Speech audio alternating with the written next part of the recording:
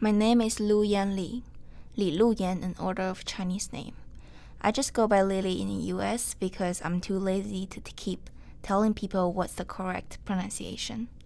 My parents tried to come up with a name for me, but they didn't think they were good enough. So they went to an organization of coming up names for babies, picked Li Lu Yan out of two options. My dad's family name is Li and my mom is Yan. And my nickname is Lulu, so my full name is Li Lu Yan. Not so much effort from the naming company if you think about it, but they tried. My dad had been calling me Little Pigtail Li ever since he was told that I'm a girl. I guess he was already imagining a cute little girl with a pigtail running around. But this name was soon abandoned after they realized that I was bald when I was born. I used to not like this name so much. I think I couldn't see the weight and the value that this name holds from my root, my family, which I don't feel belong to. Yet I misunderstood that the weight and value of name doesn't have to come from a certain place or be given by someone else. It can be enriched and changed by my own hands through efforts. Not what this name stands for is purely decided by myself, which is even better. To find the weight and value when I'm lost is difficult, and I know it's probably going to take my whole life to figure it out. Yet the path and the meaning are becoming clearer and closer to me as I age and getting stronger. It's a challenge that I got myself into, and I must complete it to get the relief and awakening that I've been waiting for. I don't have much support from my family. I mean, financially, yes, but never mentally. Up to nowadays, I still get so much insecure feeling from that. I used to blame this pain on my background, but as I grow and know more people, I realize that people seem like having a perfect family that's full of support and love. They also feel lonely and isolated a lot, just like me. Feelings like being understood and being protected are priceless luxuries. No matter how long you have been alive in this world, how many people that surround you, or how much money you have in the bank, if no one understands you or no one is even willing to listen to you, then you will feel lonely. That's so ironic to humans, but it teaches me to see what's actually valuable in my life, and it changed my concept of richness. I used to think that I am not a spiritual person. While during the pandemic, so many experiences and signs are leading me to think that there's something greater and stronger supporting and protecting me. There's a better place with more wisdom and freedom that's worthy for me to go for. The idea of death no longer means the end of everything. Instead, it means the end of this circle and the start of something new. These ideas are not very developed, but the world makes more sense to me in this way, and they help me to get through things. And I also realized that even though I didn't think I was a spiritual person, there were so many things that I did and chose were determined by my spirituality, especially when I was younger. I'm excited and hopeful to discover more about it. My name is Giovanna Isabella Faith Bufano. I know, it's obnoxiously long and very Italian. And as much as I hate to say it, my family fits every stereotype of the typical Italian family. We are loud, big, and always think there's more food to be eaten. But, with the taste of the food in my house, who can blame us for that one? I'm the baby of my family, with 3 older siblings. Since I'm the last of 4, you would think that my parents would have the ability to pick out baby names down to a science. However, I was not exactly planned. My mom always calls me her special surprise or the gift she did not know she needed. Out of all my siblings, I have the longest name with 2 in the middle. My parents actually got into a really big argument about what they were going to call me. My mom wanted Faith, and my dad wanted Isabella. So naturally, being in a marriage that has lasted almost 40 years, they did what any great couple knows how to do well. They compromised. The 2 became Isabel Faith right in the middle of my name. Now, with without a first name, my mom began to look back at our deep Italian roots and read so many books and dictionaries, and she discovered the name Giovanna, which actually translates to gift from God in Italian. She went crazy. She thought it was the perfect fit for the surprise, or the oops baby, as I like to refer to myself as. From the moment I was born, my mom has reminded me how special I am to her and to my family, and that even if I was a mistake or an accident, that I was a gift to cherish, and I should always remember that about myself. My name is a constant reminder of this amazing love, bond, strength, and confidence my parents provided me. And although it is weirdly long, it is a name I'll always be proud to be called, as it serves as a continuous reminder of the love my crazy family has for me. When we first entered quarantine, I had a very strict path for how I thought my life was going to be. That's just how I am and who I am. I had a plan for when I was going to graduate college, start my career. I was going to dance for this long, and I was going to go to grad school, and that kind of went out the window so quickly. And reality just kind of shattered and broke. And that was terrifying.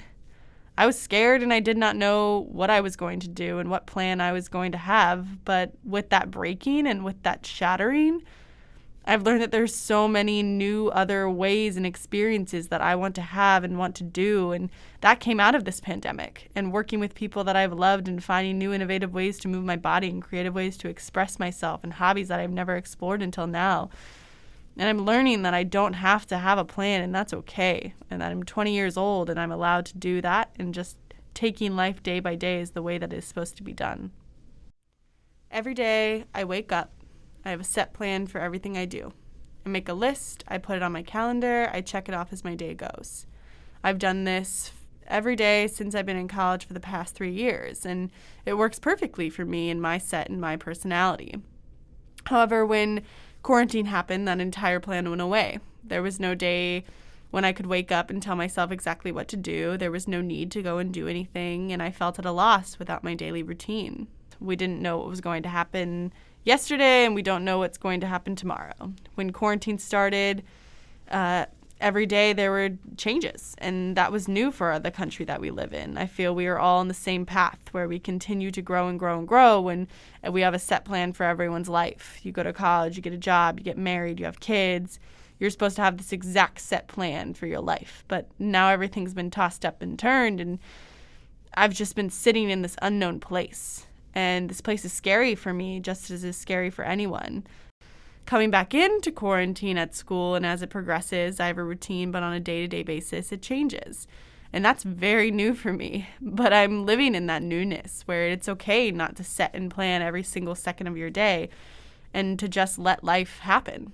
But I'm learning to love that place, because that is where we grow the most as human beings. I think this pandemic revealed the ugliest but the truest side of my humanity. It exposes my hidden weaknesses and greed that I was never aware of. I am not ready to face those exposures. It makes my brain keep thinking and questioning many aspects of my life. My heart has been striving to figure out a way that can explain myself. Up to this point, I don't have an answer. Yet, I am constantly finding while it seems there are so many obstacles and fetters that are holding me back. I don't see a clear future for myself, and the world is also full of lies and filth. I am waiting for the moment that I figure the message behind all of these. I'm a person that likes to keep herself busy. This comes from my mom and her on the second every go of the day lifestyle. What else can I say other than it's innate? Oftentimes, this busy bee personality does not stress me out or feel that hectic. But however, for some reason, ever since this pandemic, everything I do feels hectic. Even if there's only one thing on my schedule, it'll feel like I have 100 things to accomplish. I think this started with the lockdown and lack of things to do when we were stuck inside. I would try to plan a full day, but I would run out of things by the time it was noon. Then I would have all this time to sit and think about my life, my past, my future, my purpose, thinking about all these giant questions a 20-year-old girl does not and probably will not ever in the next 10 years have the answers to. But this pandemic and the effect that constantly viewing social media has had on me, and I'm sure hundreds of other people are my age, is this hectic feeling. And slowly but surely, we're learning to live with that. I'm surprised and proud at the end of the year. The balance and peace that I have been looking for is slowly coming to me. I've become the calmest state I've ever been because what I am discovering is the peace beneath millions of chaoses. It's cold and soft like water in the deepest sea. I'm bigger than what I was. My heart is strong and flexible enough to obliterate secularity in the society. After experiencing this kind of calmness, I now have a deeper understanding that if I am shapeless and tranquil like water, nothing can destroy me. I'm a big hugger, or really just a physical person in general. Anyone who knows me knows this is a key part of my personality. I mean, I'm a dancer, duh. So when this pandemic hit and I had not seen any of my friends in months and couldn't contact dance and even just interact with anyone, it was extremely difficult. Everything and everyone felt cold. It feels like a society that was already growing cold due to social media and phone reliance has grown even more frigid, at least for my generation. However, it's a pandemic, and everyone copes differently and takes different amounts of time to open up. And even though nobody really still has a clue what's going on or what to do, we are adapting and we are growing as humanity has done time and time again. And the shivers of the cold are slowly but surely starting to warm up once again. Creativity, I know, keeps us going. We say it time and time again, even though we live in a society where it is often pushed to the bottom of the totem pole.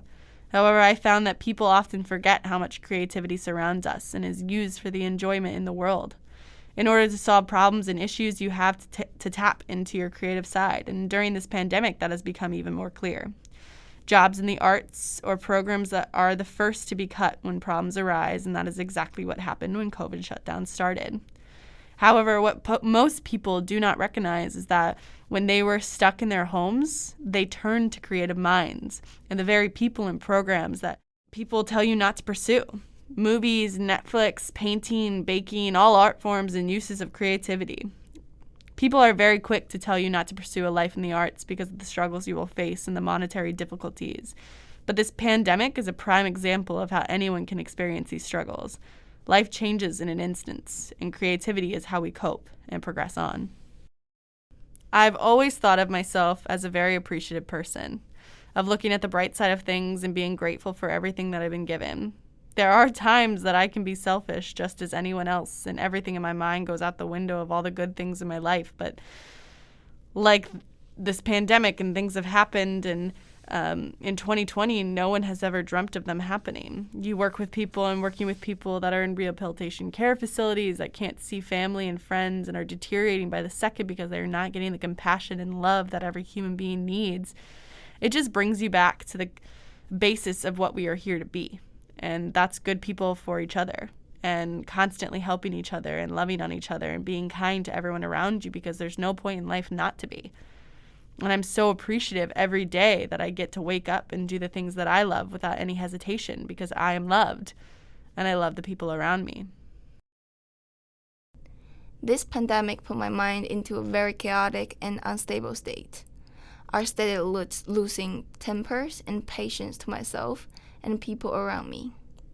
My heart is getting more sensitive than usual, easily hurt by small things that went wrong. Life like this can seem very lovely and hopeful at one point, while the very next moment can turning into living hell. My mentality is constantly walking on knives, not knowing when I will step on the blade and when I will fall. This extremity is pulling me in all directions. It's like trying to stand on a yoga ball.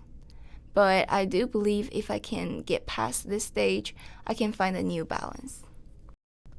My life seems so confusing but so clear at the same time in 2020.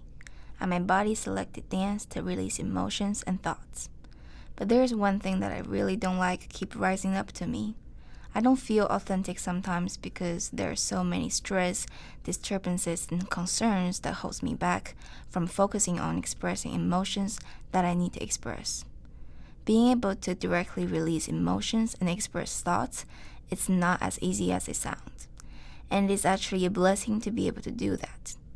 This not only bothers me dance-wise, but also how I express myself in life. Currently, I'm still in progress, but the result is fabulous.